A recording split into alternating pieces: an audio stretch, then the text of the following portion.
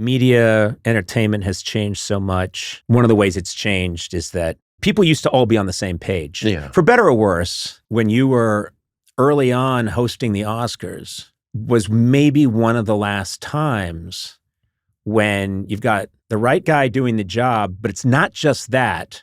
You got the right person doing the job, but you also have everybody's on the same page. It's tougher now, I think, because I watch a lot of movies, and oftentimes when I'm watching, and I'm in entertainment, and I haven't seen 7 of the things they're talking about.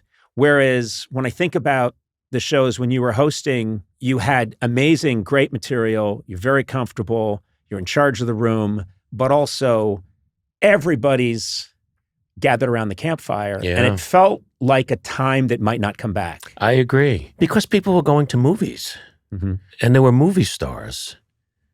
Real movie stars. We didn't have streaming. We didn't have anything else. You went to the movie theater. Yeah. And when I started doing the show, I was now part of the movie world. I had hosted the Grammys 3 years prior to that. And then now, one after the other, had a couple of really good, movie hits that I earned my way to the show. You don't have to have movie hits anymore. No. That was, you put a pressure on yourself that, I mean, God bless you for having those and for doing that. But also when Carson was hosting the Oscars, which he did many times, he had never had a movie hit before. So you put a pressure on yourself that was unnecessary. Right. I wish I had been there to tell you. But I was way too young and you wouldn't have known who I was. But you're that kid from Universal, right? You don't have to do it, Billy. The coffee was cold. That first time was really special. I had been a presenter the year before in the terrible show. That this was a non-host, Rob Lowe singing. I was a presenter. He's still hiding out from that one. Yeah. I was a presenter on that show. Yeah. And went pretty well. And then they asked me to do it. But I remember feeling not nervous. I was actually excited to go out there because we had good stuff. Yeah. And I had one writer, Robert Wall. Oh, yeah. Bob Wall, who's a very good actor, too. He's actually in the SNL movie. He plays Davy Wilson. Okay. It was just he and I. And we had done the 3 Grammys together. And we had a great way to work together. And it was just us. And it was just like, let's get out there. Because we felt really confident. When you would do your show and you do a monologue, you knew your jokes were really good. No, I don't. You never felt that. I think you forgot who you're talking to. But no, I know, I do know the feeling of, I think this stuff is really good and I'm excited to go out. Yeah. And then I'm prepared. Yeah. And I remember walking out there and Nicholson was right there in the front, who would later become like my partner on the show. Yeah, yeah. And we wrote jokes about him because he had made that huge deal for the Batman thing, and he'd made the Joker, and he made like a $40, $50 million something. Right. It was one of those pay me later things. And we did jokes about him.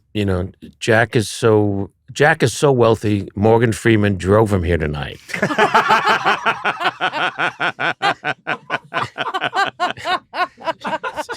And the great thing is he's laughing. Oh, big time. See, that's the thing too, is that having the great joke and going after an icon of that status, but then they're laughing. That's magic. Oh, yeah, and I did 3. Because they don't always laugh. No, I said, Jack's so rich. I remember the sequence. Jack is so rich, he bought land in Japan. Jack is so rich, Morgan Freeman drove. And the last one was, and I said to the audience, I got one more if you want it. Yeah, yeah. And he was and that was relaxing me. Yeah, yeah. I said, Jack is so rich, John Peters still cuts his hair. Now, John Peters was the head of the studio. Yeah, who had been a hairdresser. Who had been a hair guy. Yeah. And it was going just great. And there's an 18-minute gap we call the Rosemary Woods gap in the show where it's sound effects editing Yes. and there's no host. So I'm in my dressing room and I'm getting a sandwich, fixing my makeup and all that stuff. And who is it? It's Jack and Warren. So I go, Jack and Warren who? Yeah. So open it, it's Warren Beatty and Jack. Mm-hmm. And I said, did you upset? Are you kidding me?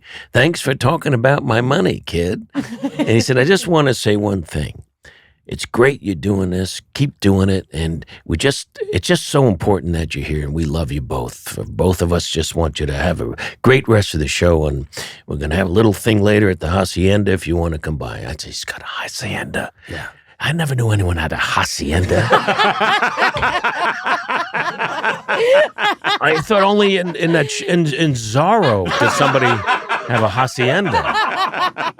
But it was the most selfless, wonderful feeling that it had connected with him. It was great. You've had a lot of these fun, crazy moments that you sometimes must wake up and think, wait a minute, did that happen? Yeah, did that I know. Did that really happen? Here's another one. I'm introducing Bob Hope is in the audience. Mm-hmm. And Bob at that point could not hear very well. I did not know that. And he's sitting next to his wife, and I said, this is my, whatever time it was, 6th or 7th, I've done 9, something.